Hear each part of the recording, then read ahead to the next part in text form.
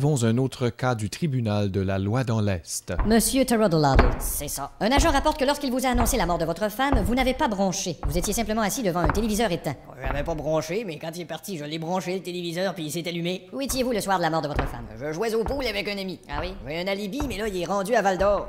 Ça fait que... Un alibi-tibi. C'est ça. Alors votre femme et votre comptable sont trouvés tous les deux morts à une table de souper en tête-à-tête, la face dans leur assiette. Qu'est-ce que vous pensez de cela? Je pense que c'est un pacte de suicide. Mais ils venaient de faire leur bagage pour quitter la ville, alors pourquoi se suicider? C'est ça, un pacte de suicide. C'est on pacte puis on se suicide. Tout semble indiquer, monsieur, qu'avant la mort de votre femme, vous aviez un comportement étrange. Par exemple, plusieurs accidents d'automobile.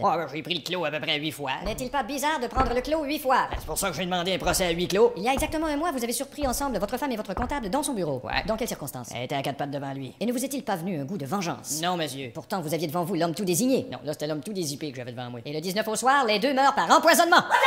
Objection retenue, Maître Godreau. Votre honneur. L'enquêteur anglophone qui a fouillé la maison dit n'avoir trouvé aucune trace de passage. Oui, mais- Il a dit Oui, mais- j'ai vérifié tous les coins. I checked all the corners. À quel moment cela? À l'enquête du coroner. Ok.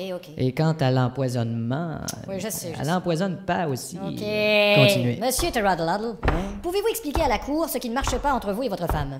OK. Mais parce que moi, voyez-vous, ça fait à peu près 5 ans que ça lève plus. Fait que là, il dit à ma femme, moi j'ai bien de valeur, mais ça me prend une revue. Monsieur, Et là, elle m'a passé l'actualité. Excusez-moi. Mais là, ça lève pas plus. Excusez-moi. Ça fait que là, qu'est-ce que- Quand je dis à la cour, je veux dire devant l'audience. Ah, en tout cas, c'est la même histoire. Et qu'est-ce qui a réveillé vos soupçons au sujet de l'aventure de votre femme avec ce comptable? À un moment donné, je faisais mon lavage, puis je me suis rendu compte qu'il y avait une chemise qui était pas à moi.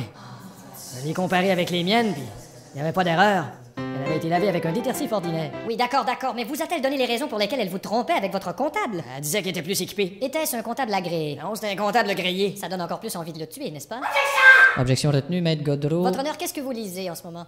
Une simple revue sur comment plaidoyer et comment magasiner un avocat. Ça s'appelle Plaidoie et Magazine. C'est étrange, d'ici je peux lire Playboy Magazine. Veuillez continuer, mon esti. Alors, monsieur, vous souvenez-vous d'avoir déjà levé la main sur votre femme? Ben là, Répondez, s'il vous plaît. Répondez. Ben, une fois. Et on ne vous a jamais appris à l'école que la communication se faisait en parlant et non pas en levant la main sur quelqu'un? Ben, moi, à l'école, j'ai appris que pour parler, il fallait lever la main. Et des témoins disent que vous avez déjà pointé votre carabine en direction de votre épouse. Jamais! C'est pourtant ce qu'elle racontait à ses collègues de travail. Ouais, ben, elle s'est toujours sentie visée, elle.